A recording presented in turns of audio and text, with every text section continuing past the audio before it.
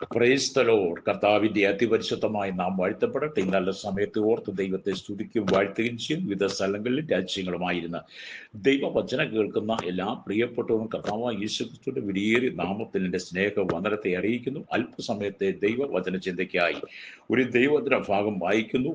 1 പത്രോസിന്റെ ലേഖനം 3-ാം അധ്യായം 18-ാമത്തെ വാക്യം. ക്രിസ്തുവും നമ്മെ ദൈവത്തോട് അടുപ്പിക്കേണ്ടതിന് നീതിമാനായി നീതി കെട്ടവർക്ക് വേണ്ടി പാപനിമിത്തം ഒരിക്കൽ കഷ്ടം അനുഭവിച്ചു. ജഡത്തിൽ മരണശിക്ഷ ഏൽക്കുകയും ആത്മാവിൽ ജീവിപ്പിക്കപ്പെടുകയും ചെയ്തു.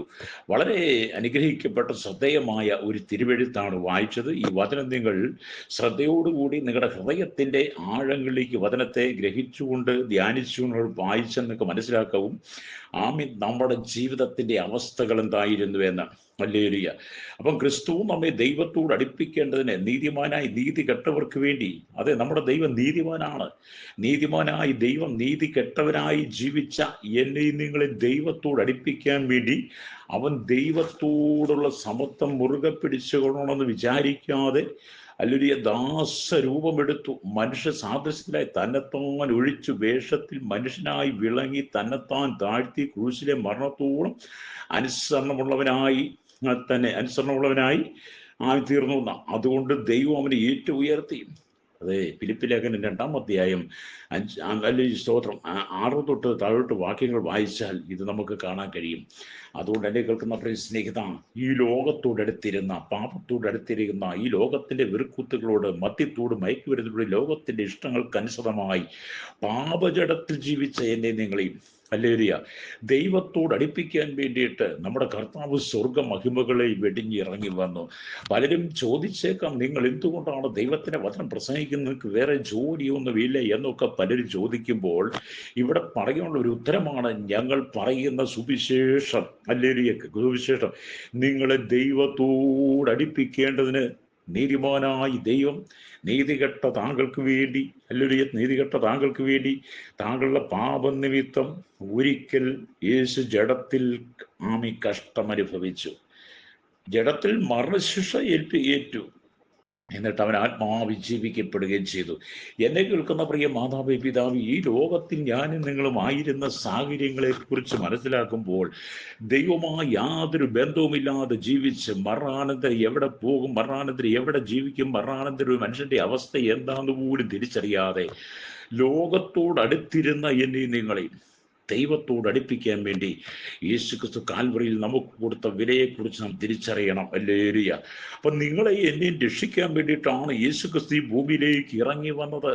ഹല്ലേലൂയ.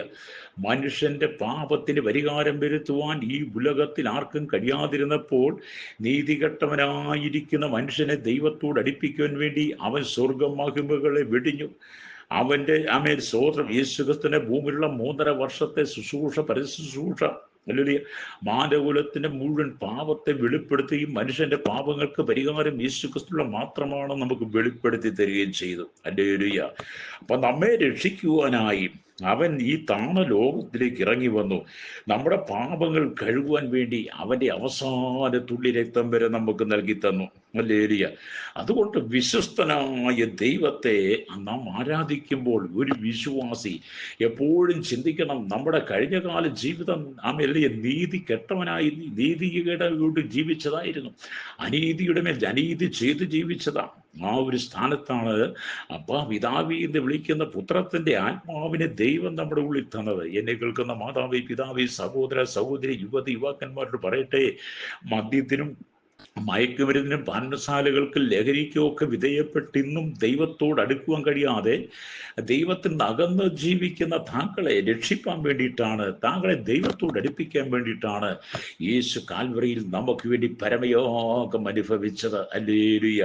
അതുകൊണ്ട് ഇന്ന് പകൽ നിങ്ങൾ ദൈവിക ന്യായവിധിയിൽ നിന്ന് ഒഴിവായി നിത്യരാജ്യത്തിന് അവകാശിയായി മാറണമെങ്കിൽ ഇന്ന് പകൽ നിങ്ങളുടെ ഹൃദയത്തെ യേശുവിന് കൊടുക്കണം. ഈ ലോകത്തിന്റെ താല്പര്യങ്ങളും ഈ ലോകത്തിന്റെ സുഖലോലുപമായ അനുഭവങ്ങളൊക്കെ താൽക്കാലികമാണ്. അത് അല്പകാലത്തേക്ക് മാത്രമേ ഉള്ളൂ. പക്ഷേ താങ്കളുടെ മരണാനന്തരമാണ് താങ്കളുടെ ജീവിതം ആരംഭിക്കുന്നത്. ഇവിടെ ഒരുപക്ഷെ 70 80 ലഭിച്ചേക്കാം. ഹല്ലേലൂയ. അതിനുശേഷം താങ്കൾക്കൊരു ജീവിതമുണ്ട്. ആ ജീവിതം നിത്യമായി സ്വർഗത്തിൽ താങ്കൾ എത്തണമെങ്കിൽ നിങ്ങൾ ദൈവത്തോടടുക്കണം. ലോകത്തോടുള്ള ബന്ധം പെടണം. ലോകവുമായുള്ള ബന്ധം നിങ്ങൾ അവസാനിച്ച് ദൈവത്തോടടുത്ത് നിങ്ങൾ ദൈവമായി ജീവിക്കുമ്പോൾ മാത്രമേ നമ്മുടെ വീണ്ടെടുപ്പിനായി ആ ക്രൂശിൽ നമുക്ക് വേണ്ടി പരമയാഗമായി തീർന്ന യേശുവിൻ്റെ സ്നേഹത്തെ ആഴത്തിൽ അറിയുവാൻ കഴിയുള്ളൂ. ഹല്ലേലൂയ. അതുകൊണ്ട് ഇന്ന് പകൽ ഈ ദൈവത്തിൻ്റെ വചനം കേൾക്കുമ്പോൾ നിങ്ങൾ ദൈവത്തിലേക്ക് മടങ്ങി വരണം. നമ്മുടെ സകല പാപവും ചുമന്ന് തീർപ്പാനാണ് അവൻ അല്ലെങ്കിൽ ഈ ഭൂമിയിൽ വന്ന് യോഹന്നാൻ സ്നാപകനാൽ സ്നാനപ്പെടുകയും ക്രൂശിന്മേൽ നമുക്കായി ന്യായവിധി അനുഭവിക്കുകയും ചെയ്തത്. ഹല്ലേലൂയ. യേശുക്രിസ്തു തൻ്റെ സ്നാനത്തിലൂടെയും രക്തത്തിലൂടെയും നൽകിയ വീണ്ടെടുപ്പിൽ പാപികളുടെ സകല പാപവും ഒരിക്കലായി അവൻ കഴുകിക്കളഞ്ഞു. ഹല്ലേലൂയ. അപ്പം യേശുക്രിസ്തുവിൻ്റെ അവൻ രക്തത്തിലൂടെ, അവൻ്റെ ശുശ്രൂഷയിലൂടെ, അവൻ്റെ സ്നാനത്തിലൂടെ പാപികളായിരുന്ന, നീതികെട്ടവരായിരുന്ന എൻ്റെയും നിങ്ങളെ പാപത്തെ കഴുകിക്കളഞ്ഞ് നമ്മെ വിശുദ്ധന്മാരാക്കി മാറ്റി. ഹല്ലേലൂയ. അതുകൊണ്ട് ഇന്ന് പകൽ എന്നെ കേൾക്കുന്ന മാതാവേ, പിതാവേ, നിങ്ങളുടെ ജീവിതത്തിലെ പാപത്തിന്റെ കറകളെ കഴുകിക്കളഞ്ഞ് വിശുദ്ധ ജീവിതം നയിക്കണം. കാലം ഇനി അധികമില്ല. കർത്താവ് എപ്പോൾ വരുമെന്ന് പറയുവാൻ കഴിയാത്തത് കൊണ്ട് നിങ്ങൾ കർത്താവിൻ്റെ വരവേണ്ടി ഒരുങ്ങണം. മനുഷ്യരായ നാം ഓരോരുത്തരും ഓരോ തവണ പാപം ചെയ്യുമ്പോഴും ഹല്ലേലൂയ നാം ദൈവത്തിൻ്റെ ഹൃദയത്തെയാണ് വേദനിപ്പിക്കുന്നത്. കാരണം കാൽവറിയിൽ വില കൊടുത്തവൻ അവനാണ്.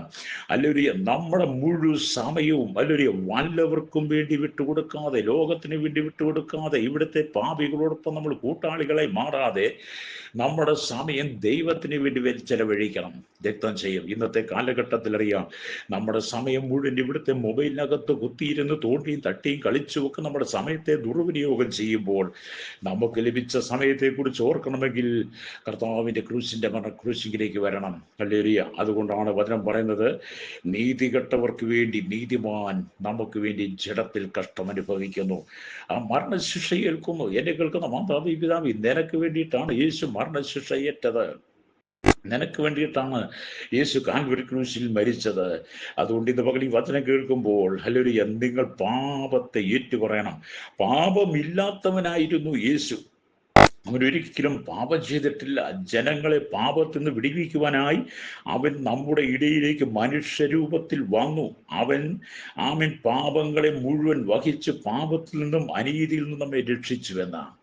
ഇന്ന് പകൽ ഈ വചനം കേട്ടുകൊണ്ടിരിക്കുമ്പോൾ നിങ്ങളുടെ ഹൃദയത്തിൻ്റെ അന്തർഭാഗത്ത് കുമിഞ്ഞുകൂട്ടി കിടക്കുന്ന പാപങ്ങളെ നിങ്ങൾ ഏറ്റുപറയണം. കുടുംബത്തിലായിരുന്നാലും, സമൂഹത്തിലായിരുന്നാലും, സഭയിലായിരുന്നാലും, ജോലി സ്ഥലത്തായിരുന്നാലും, നിങ്ങൾ കടന്നു പോകുന്ന മേഖലകൾ ഏതായിരുന്നാലും, നിങ്ങളുടെ ജീവിതത്തിൽ നാമി നിൽക്കുന്ന പാപങ്ങളെ നിങ്ങൾ ഏറ്റുപറയണം. ആരും കണ്ടില്ല, ആരും അറിഞ്ഞില്ല എന്ന് ചിന്തിക്കുന്നതിനേക്കാൾ അത്യജാലയ്ക്കുത്തുള്ള കണ്ണുള്ള ദൈവത്തിൻ്റെ കൺമുമ്പിൽ നമ്മുടെ സകല പാപവും വെളിപ്പെടുന്ന ദിവസമുണ്ട്.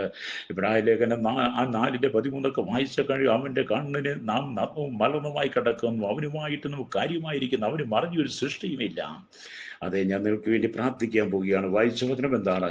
ഹല്ലേലൂയ. ക്രിസ്തുവും നമ്മെ ദൈവത്തോട് അടുപ്പിക്കേണ്ടതിന് നീതിമാനായി നീതികെട്ടവർക്ക് വേണ്ടി പാപനിമിത്തം ഒരിക്കൽ കഷ്ടം അനുഭവിച്ചു, ജഡത്തിൽ മരണശിക്ഷ ഏൽക്കുകയും ആത്മാവിൽ ജീവിപ്പിക്കപ്പെടുകയും ചെയ്തു. ഇന്ന് പകൽ നിങ്ങൾക്ക് വേണ്ടി പ്രാർത്ഥിക്കുമ്പോൾ യേശുവിനെ ഏൽപ്പിച്ചു കൊടുക്കാൻ കഴിയുമോ? നിത്യതയിൽ എത്തണമെങ്കിൽ ദൈവത്തോട് ചേർന്നിരിക്കണം. പരിശുദ്ധ ഞങ്ങളുടെ നല്ല ദൈവമേ, സ്വർഗ്ഗീയ പിതാവേ, അനുഗ്രഹിക്കപ്പെട്ട നല്ല സമയത്തിനായി വചനം കേൾക്കുന്ന എല്ലാവരെയും കർത്താവേ, ലോകത്തോടടുത്ത് പാപത്തോടടുത്ത് ഈ ലോകത്തിന്റെ ആയുധിയിൽ വീണ് കിടക്കുന്ന സകല ജനത്തെയും നരകാഗ്നിയിലേക്ക് പോകാതെ ദൈവത്തോട് അടുപ്പിച്ച് നിത്യതയിൽ അവകാശിയാക്കി മാറ്റാൻ വേണ്ടി ഞങ്ങൾക്ക് വേണ്ടി കാൽവരി ക്രൂശിൽ മരിച്ച് അടക്കപ്പെട്ട് ഉയർത്തുന്ന യേശുക്രിസ്തുവിന്റെ സന്നിധിയിൽ ഈ ജനത്തെ ഏൽപ്പിക്കുകയാണ്. സകല ജനത്തെ അവിടുന്ന് കഴുകി ശുദ്ധീകരിച്ച് ദൈവഹിതത്തിനായി ഏൽപ്പിക്കുന്നു. സകല മുഖത്ത് കൊടുക്കുന്ന യേശുവിന്റെ നാമത്തിൽ തന്നെ ആമേൻ.